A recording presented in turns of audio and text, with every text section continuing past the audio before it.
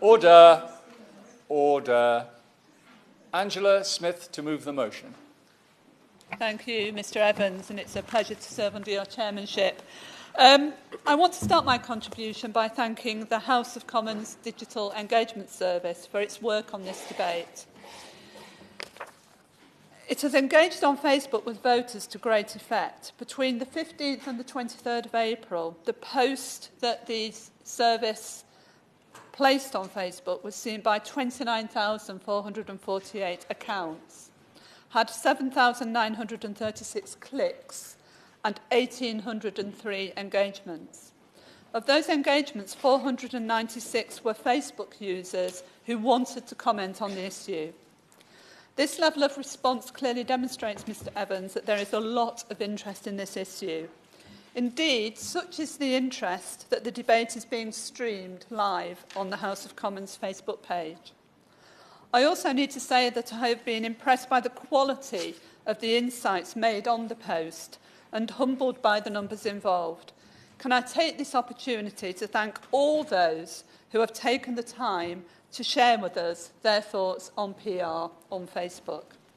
In trying to do justice to the online discussion, I can do no better than to start by admitting that I have, for many years, remained stubbornly resistant to the arguments made for proportional representation, but no longer. Recent events have forced me to rethink my stance. In other words, I am happy to admit I was wrong to defend first past the post for so long. My epiphany came in the wake of the 2017 election, when it became painfully obvious that the current electoral system is no longer fit for purpose. This was the third general election in a row in which our voting system failed to secure the strong, stable government that we all see as its key strength. It gave the Tories just under 50% of the seats available, with 42% of the vote. And according to the Electoral Reform Society, 22 million voters had no impact on the result because they remained loyal to their tribe, despite knowing there was no chance whatsoever of securing victory for their candidates. Indeed, many of the online respondents felt despondent and angry that living in a safe seat could mean that their vote counts for nothing. As Jamie, one respondent, said, no one could possibly condone a system that essentially makes hundreds of thousands of voters redundant, and even worse, reinforces the feeling of apathy that puts many people off from participating in the political process in the first place.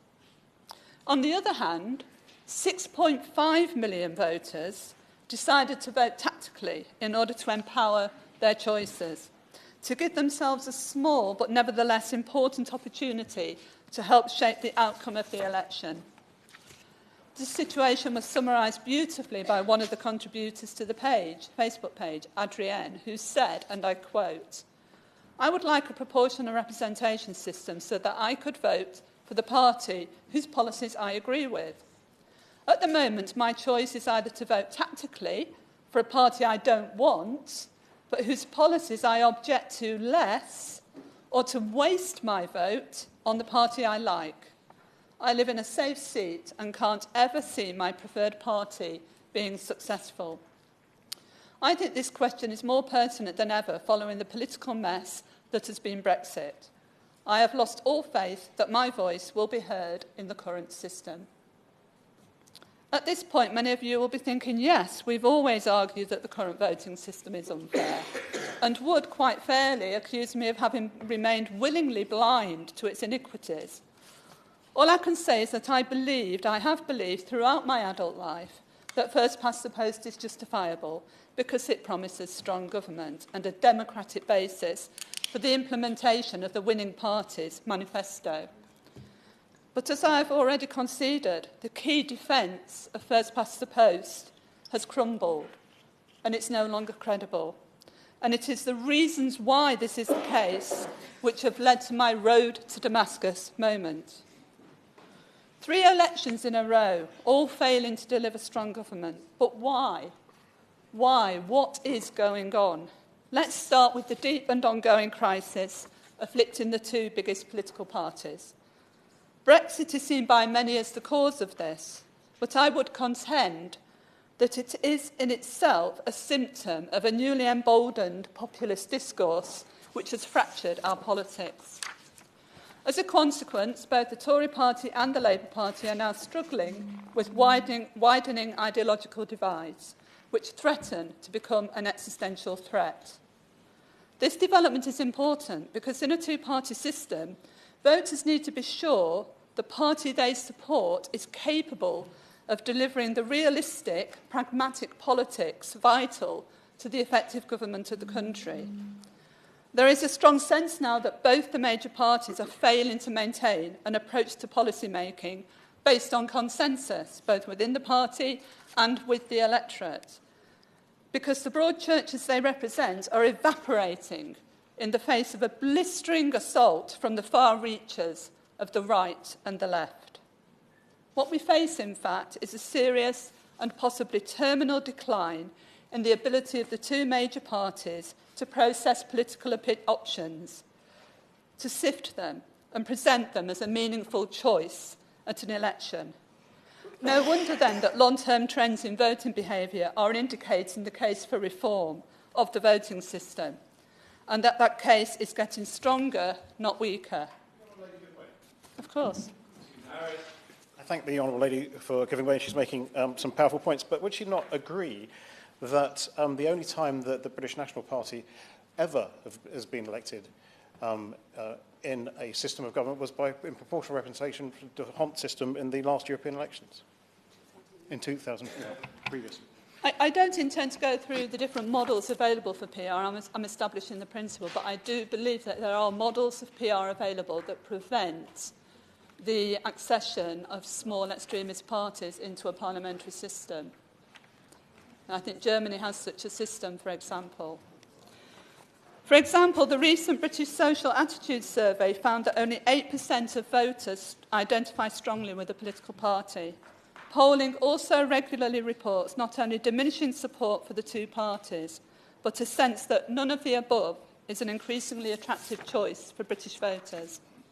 This is best expressed in terms of by turnout, which has gradually reduced. In 1950, for example, 84% of voters cast their preferences at the ballot box. In the 2017 election, the turnout was 68%. Other evidence provides firm evidence that voters are losing confidence in our representative democracy. IPPR's report on the 2015 election established that less than half of 18 to 24-year-old voters, 18 to 24-year-olds voted, as compared to nearly 80% aged 65 and over, and that's a worrying trend. The past 30 years has also seen the emergence of a dramatic divide in terms of how people vote, especially as far as the age demographic is concerned. The evidence is clear. Voters are demonstrating an increasing sense that they no longer trust the two main parties to manage the democratic process. Let me elaborate on this just a little. Both Labour and the Tories have traditionally held a huge responsibility under first past the post. In an electoral process which offers only limited opportunities to change the political colour of a constituency, we have relied on the two major parties to provide candidates capable of taking on the coveted role of Member of Parliament, and to provide a well-thought-through programme for government, one that is realistic and which promises to meet the needs of the country. But increasingly, there is a feeling that both parties are failing to take these responsibilities seriously, to the extent that voters are no longer content to be managed by political parties. They increasingly seek plurality so that they can sift for themselves a range of the policy choices available in any given election. Voters no longer want to be patronised by the democratic process. They want to be empowered by it. I'm grateful to the Honourable Lady for giving way, and I very much commend her on her speech and the candour and force with which she makes her points. This is true also, though, not just of national government, but also at local government. And can I offer to her the example of local government in Scotland, where since 2007 councils have been elected under the single transferable vote, where we have seen the end of the single-party monoliths across Scotland, and it has been absolutely rejuvenating for local democracy in Scotland. I completely accept the right honourable members, my right honourable friend's point, and restricted this debate to Westminster. But that does not mean, of course, that I don't believe that the principles do not apply to local government as well, because I think they do. Our voting system offers a 19th century system that is unfit for the 21st century. As one of the respondents on the Facebook page accompanying this debate said, it acts as a straitjacket, denying voters the multiplicity of choices they crave. Another, Benny, commented that PR would make sure that every vote counts, enabling all voters to feel more involved in the democratic process. If we are serious about changing our politics, then we must start with how we elect our parliament. We need reform to ensure fairness and integrity in the electoral process, and this means acknowledging the case made by events in the last few years for a more pluralistic system which gives back control to voters. Of course. The lady for giving way, and I congratulate her on securing this debate. I think it's a very important debate. But could you tell us which system she actually favours? There's a number of systems you can use, but it'd be very interesting to know the one that appeals to her. What I will say in response to my honourable friend's question there is that I do not favour a system that removes the constituency link. We have to have a system which keeps the constituency link in place. The AV referendum, for instance, I think one of the reasons it failed was because it's not proper PR. We need proper PR, but we need the constituency link. And I actually think that if we win approval in Parliament for implementing a new PR system, then we should start the process of establishing a proportional system by holding deliberative discussions, citizens' assemblies across the country to develop the right option for our country. And that's the way that we should do this. So I'm not going to say which system, one or the other, that I want to see at the moment. That's not for me to decide. I think the country has to decide which system suits us best. And I think that's the best way of approaching the implementation of a change in the voting system. So as I was saying, we need a more pluralistic system which gives back control to voters. That is what the democratic process is about. The days of patronising voters and managing their choices for them are over, and we need to recognise that. No longer can excuses be made to avoid change. Indeed, every new legislature created by this Parliament uses some form of PR. Wales, Scotland, Northern Ireland and the London Assembly all use proportional systems. STV, Mr Evans, is even used to elect the deputy speakers of this House. I am convinced change is coming.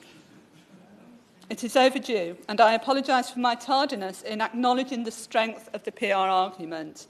But nevertheless, better late than never. Let's get on with it. Thank you. The question is that this House has considered proportional representation in the House of Commons. Members can see how many people are standing, and the wind-ups will start at 5:30, so please show an enormous amount of time constraint. Just make points and then allow others to get in. Vicky Ford. Very much, Mr Evans. It's a delight to serve.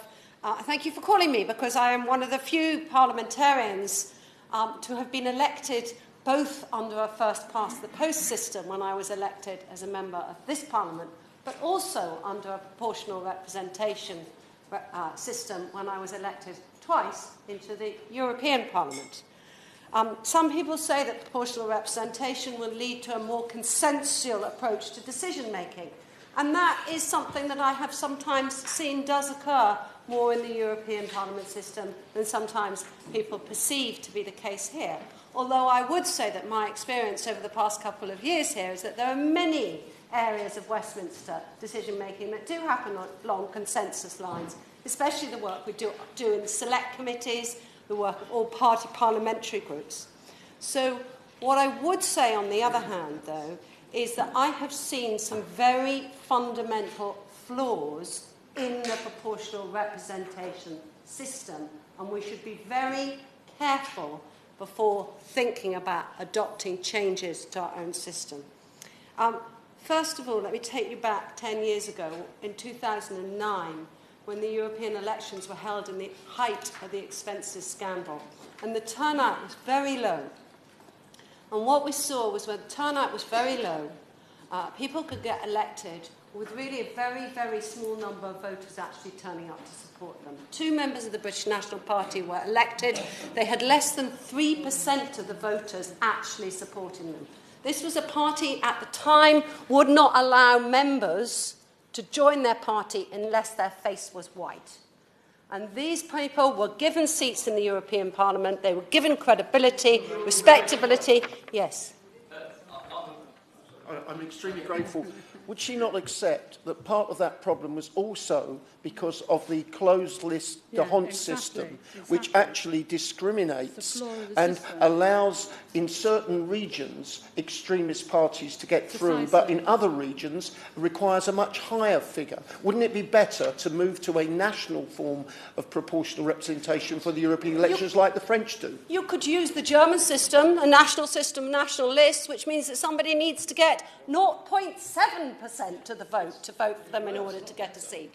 So my point is that especially as turnout is low, a very small number of votes can give people with quite extreme views credibility, it gives them funding, it gives them access to support. So be very wary of this. The second point I would like to say, that in my experience, there is a real change in the way your relationship with your voters work. Because you have to have wider constituencies, because you have multiple members for each seat, it means that you don't have that same close relationship with your voters. I won't give way, I'm afraid, because I know lots of people want to speak. But you don't have that same intimate relationship that your voters know that is my MP. I can hold that person responsible, and I know I am responsible to those people. You break this link between the voter and the elected representative. And I would be very, very wary of doing that to our democracy. Democracy, as Winston Churchill said, is the worst form of government, apart from all the rest. And members, trust in our politics is very low. But I don't believe that changing our electoral system is a miracle cure or a silver bullet to solve that problem. Thank you. I'm extremely grateful for the brevity. Mr. Sweeney. Mr. Evans, and it's a pleasure to serve under your chairmanship. Of course, I come from a Scottish constituency, which has I work alongside members of the Scottish Parliament who are elected under both a constituency-based and regional-based system, as well as local councillors who are voted in under the STV system, as the Right Honourable Member for Orkney and Shetland mentioned. So I think we come from a culture where it's the norm for proportional representation as well as majoritarian systems to exist in reasonably fair cohabitation. And I'm actually fairly open-minded about the ideas of different electoral systems, and I think the key thing really is for us to agree that there needs to be a thorough constitutional convention. It's high time that the entire structure of Westminster's governance is entirely reviewed in every aspect. I'm sure there's a myriad, a litany of ideas that we have about reform of the structures, and that's certainly what the Labour Party is advocating for. It's not just about the electoral system, it's about the second chamber, it's about the way in which Westminster interfaces. I have to say there's certainly problems with the way that the Scottish Parliament structure works. I think that actually having regional lists combined with constituencies actually creates an imbalance between the different types of MSPs in the chamber, and that can often lead to problems there. So I think there's obviously, when we talk about PR, there's different methods of PR which we have to take cognizance of. Also leads to distortions, obviously, even in the last Westminster election in 2017, we saw Labour achieved 27% of the vote in Scotland, but only 11% of seats. So that's a clear imbalance. Of course, the Scottish National Party achieved 36% of the vote, I think, and won 59% of the seats. So clearly, within regions, there's imbalance.